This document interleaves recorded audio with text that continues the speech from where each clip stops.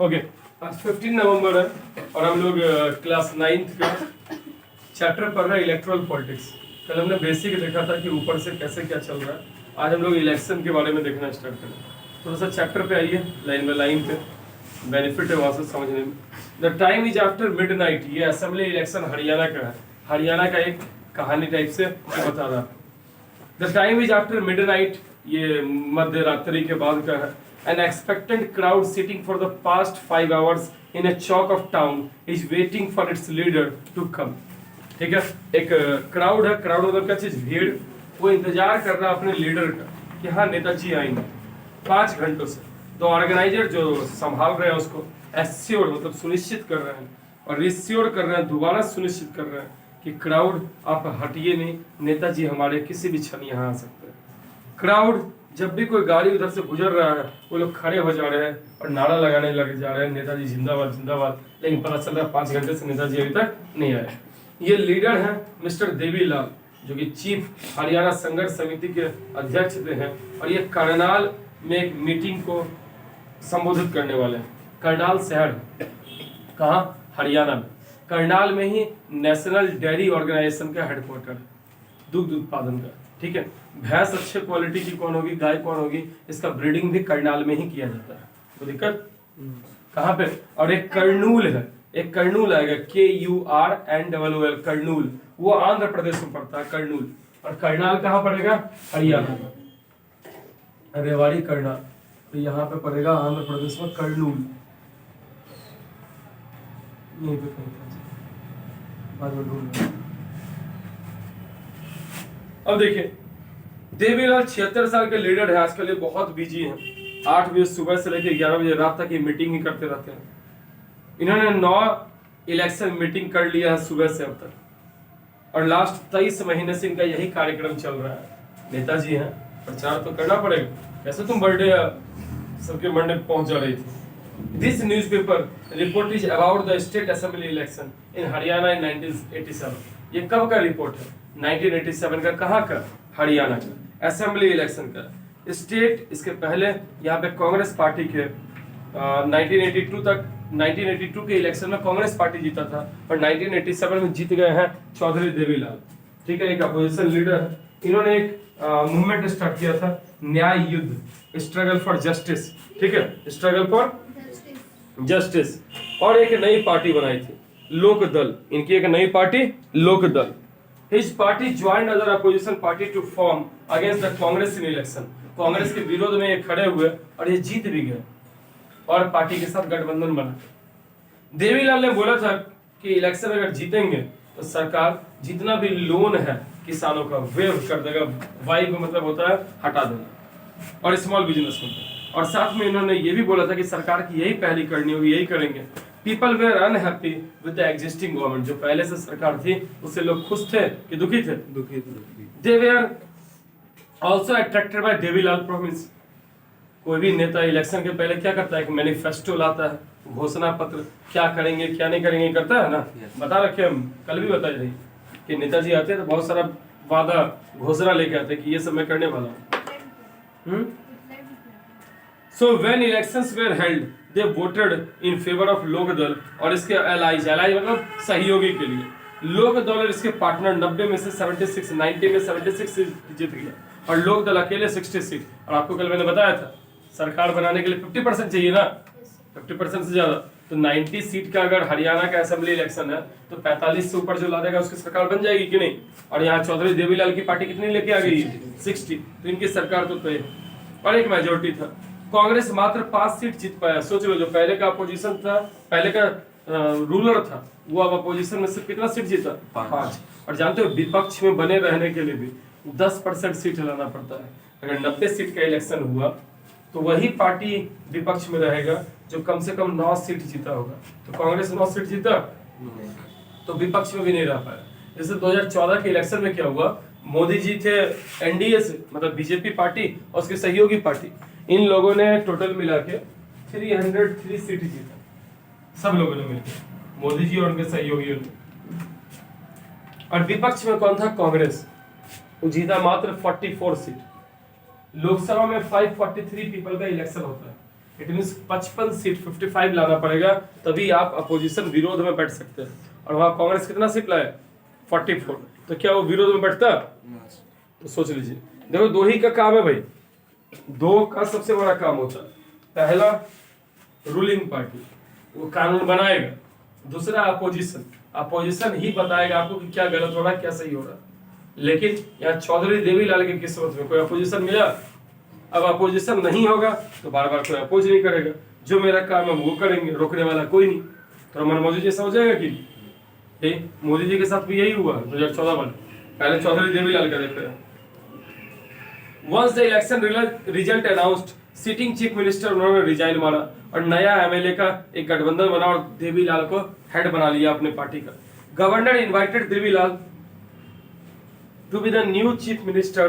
3 दिन के अंदर ही इलेक्शन का रिजल्ट हुआ, चीफ मिनिस्टर बन गए, देवीलाल चीफ मिनिस्टर बने। इनकी सरकार ने आते ही सबसे पहले छोटे किसानों का, बड़े बिजनेस, बड़े लेबरर का या एग्रीकल्चरल लेबरर का, स्मॉल बिजनेसमैन, इन सब का इलेक्शन, इन सब का लोन क्या कर दिया? माफ कर दिया। पार्टी 4 साल चला, अगला इलेक्शन 1991 में हुआ, लेकिन इस बार पार्टी उतना बेहतर नहीं। अब कांग्रेस ज्यादा अच्छा घोषणा, ज्यादा अच्छा वादा किया लोगों से और कांग्रेस पार्टी फिर से सरकार में आ गई। ये इलेक्शन आपको इसलिए बताया गया कि अगर आप जीते तो रूलिंग पार्टी, हारे तो कौन सी पार्टी? अपोजिशन पार्टी, विरोधी पार्टी बन जाएगी। ठीक है, हाँ जी ठीक। Why do we need election? Election चाहिए क्यों? अब यहाँ 4 पॉइंट है क्यों इलेक्शन चाहिए। इतना पूरा पैराग्राफ इसका पढ़ने की जरूरत नहीं है। सबसे पहला, they can choose who will make laws for them। Election इसलिए चाहिए क्योंकि हम अपना सरकार बना सकते हैं और सरकार बनाएंगे तो वही लोग कानून बनाएंगे। तो हमारे देश में कानून कौन बनाएगा, ये डिसीजन करने के लिए क्या चाहिए? इलेक्शन चाहिए कि नहीं? दूसरा, they can choose who will form the government and take major decision। हम उन लोगों को चूज करेंगे जो सरकार बना के मेजर फैसला, जो सही फैसला होगा वो लेने के लिए। साथ में ये लोग वैसे लोग होंगे, इलेक्शन से और क्या होगा, अपनी गलतियों को सुधारने का मौका मिलेगा कि नहीं मिलेगा? मान चलो हम अर्नब को बना दिए और अर्नब निकला एकदम बेईमान, सिर्फ अपने और अपने परिवार के लिए किया, तो अगले 5 साल में इसको हटा के गलती सुधार सकते हैं ना। जैसे अभी कुर्रतुल कल के वो जीतने के बाद आज बदल गई, तो उसको क्या करेंगे हम लोग? अगली बार हटा देंगे, बदल देंगे। What makes an election democratic? Election democratic कैसे होगा? सब ब्लू वाला पॉइंट बस पढ़ना है। Everyone should be able to choose। अगर सबको वोटिंग का अधिकार मिले तो इलेक्शन डेमोक्रेटिक है कि अनडेमोक्रेटिक है? ठीक है, एक आदमी मतलब यूनिवर्सल एडल्ट फ्रेंचाइज हो, एक आदमी एक वोट का एक वैल्यू। कि संजीव से ज्यादा हम लोग कम नहीं ना, बराबर जितने पे रहे। नेक्स्ट, सेकंड में there should be something to choose from. 2-3 option हो तब होगा डेमोक्रेटिक। जैसे चाइना में क्या सिंगल पार्टी है, एक ही पार्टी, वहां ऑप्शन नहीं है लोगों के पास, कम्युनिस्ट पार्टी ही बनेगा हर बार, तो डेमोक्रेटिक हुआ क्या? नहीं। हमारे यहाँ ऑप्शन है, ये बन सकता है, वो बन सकता है, वो बन सकता है, 3-4 पार्टी में तुम किसी को चूज कर दो। अगर हमारे पास ऑप्शन नहीं होता तो हरियाणा में जो देवीलाल की सरकार बनती वही कांग्रेस पार्टी फिर से रह जाता है, और फिर देवीलाल की सरकार हटती नहीं, वही देवीलाल की सरकार फिर रह जाती है, कांग्रेस की फिर रह जाती, फिर चेंजिंग। तीसरा, choice should be offered at regular interval. Election आज करवाएंगे 2023 से, अगला करवाएंगे 2050 में, ये सही है क्या? नहीं, रेगुलर मतलब पर डे, कुछ सालों के बाद 4-5 साल टाइम देके, तो 5 साल में हमारे यहाँ इलेक्शन होता है। Fourth, candidate preferred by people should get elected. जिनको हमने चूज किया वो बनेंगे। हमारे चलो लालू जी की पार्टी में एक आदमी थे प्रभुनाथ सिंह, और या राघव बाबा सब बोलता था उनको, क्या नाम था, रघुवंश प्रसाद सिंह, बहुत फेमस आदमी लालू जी की पार्टी से, और बहुत पढ़े लिखे प्रोफेसर थे। उन्होंने मिड डे मील नहीं, क्या होता गांव में नरेगा स्टार्ट किया कि गांव में लेबरों को 5 किलोमीटर के अंदर में ही 100 दिन का रोजगार, ताकि उनके पास एक रोजगार रहेगा। तो अगर सपोज करो 100 दिन कमाया 400 रुपया पर डे, तो 40,000 उसकी फैमिली का इनकम हुआ, और बाकी टाइम में अलग अलग जगह काम करेगा तो 6-7 महीने का रोजगार मिलेगा। ये उन्होंने स्टार्ट किया था। किसने? रघुवंश प्रसाद सिंह। अब बोलो, रघुवंश प्रसाद सिंह बहुत बेहतरीन इंसान थे, उनको हम लखीसराय से खड़ा कर दें, वाजिब सा बात है, कोई दूसरा आएगा वो उनको जिता देता। वो ऐसे डेथ कर गया बेचारे, कोविड में मर गए थे, उनको जिता देता। अब जीतते वो और लालू जी बोलते कि आप बैठ जाइए, अब आपके बदले आप जीत ही गए ना, अब आपके जगह पे मेरा बेटा तेजस्वी यादव क्या हो जाएगा, सांसद बन जाएगा इस एरिया का। ये सही है कि गलत है? जिसको हमने बनाया, जिसको पीपल ने बनाया, वही क्या रहेगा, बना हुआ रहेगा। तो वही बोल रहा है आपका fourth point, candidate preferred by people, जो पीपल लोगों ने जिसको बनाया वही होगा क्या चीज, main. Fifth, election should be conducted in free and fair manner. ऐसा नहीं ना कि इलेक्शन, अब कमल बाबू इलेक्शन में खड़ा हुआ और अपने घर पे ही बैलेट पेपर मंगवा लिया और आराम से छाप छुप के दे दिया सबको बदले। इलेक्शन फ्री एंड फेयर है, ये इलेक्शन करप्ट हुआ, करप्ट हुआ, फ्री एंड फेयर हुआ, सबके बदले वो अपने घर पे जाकर फोटो मार लिया। अच्छा, फ्री एंड फेयर करना चाहिए, ठीक। Is it good to have political competition? क्या राजनीति में कंपटीशन जरूरी है? हाँ जरूरी है, लेकिन वो मोरल होना चाहिए, मोरल होना चाहिए। मोरल समझते हो? नैतिक, किसी के फैमिली, पर्सनल लाइफ, इन सबको डिस्कस नहीं करना। अब कोई आदमी 2 शादी किया और कोई उसके सामने वाला कैंडिडेट 1 शादी किया, अब वो क्या कर रहा है, सबको बोल रहा है उसे घर तो संभाला में, वो क्या संभालेगा जिला को और राज्य को? 2 को शादी किया, एक पत्नी छोड़ के चली गई, एक पत्नी चली आई, ऐसा बोल दे। अब क्या है उसके मोरल, हम डेवलपमेंट पे बात कर रहे हैं कि उसके पर्सनल पे बात कर रहे हैं?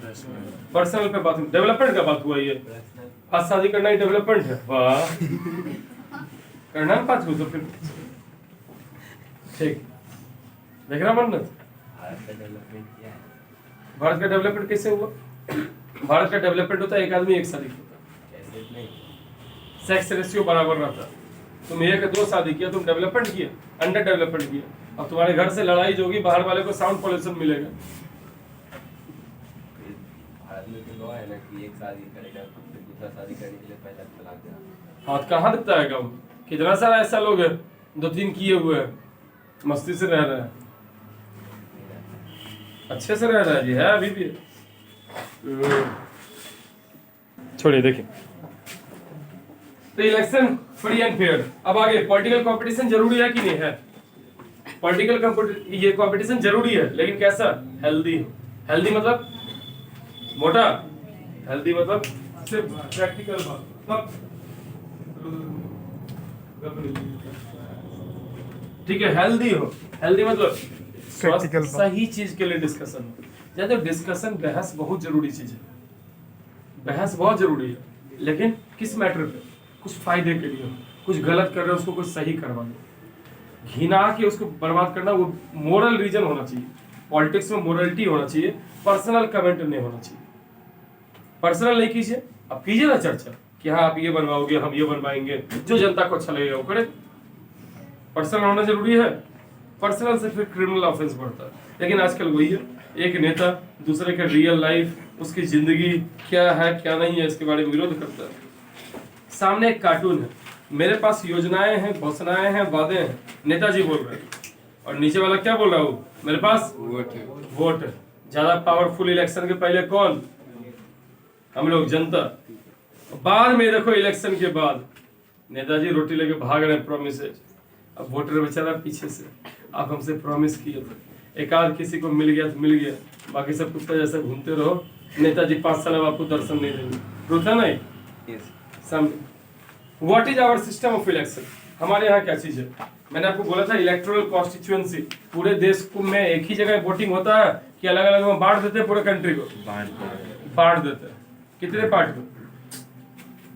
यार अब इलेक्टोरल कॉन्स्टिट्यूएंसी, अच्छा बताइए, हरियाणा में, हरियाणा अगर सपोज ऐसा राज्य था इतना बड़ा, तो क्या इसमें एक ही जगह के लिए वोटिंग हुआ कि 90 छोटा छोटा बना दिया गया था? 90 बनाया गया था ना बाबू? 90 इसमें एमएलए का सीट बना दिया गया था। हर एरिया से अपना एक एमएलए जीतेगा, तो 10, 12, 5 लोग खड़े होंगे और हर एरिया से क्या होगा? एक एमएलए जीतेगा।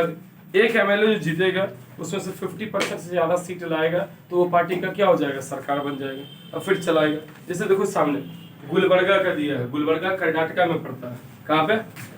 कर्नाटका के उधर राइट साइड वाले मैप में दे रखा है, कर्नाटका के नॉर्दर्न साइड में गुलबर्गा है। गुलबर्गा क्या चीज है कि लोकसभा कॉन्स्टिट्यूएंसी दिखा रहा है, लोकसभा क्षेत्र दिखा रहा है।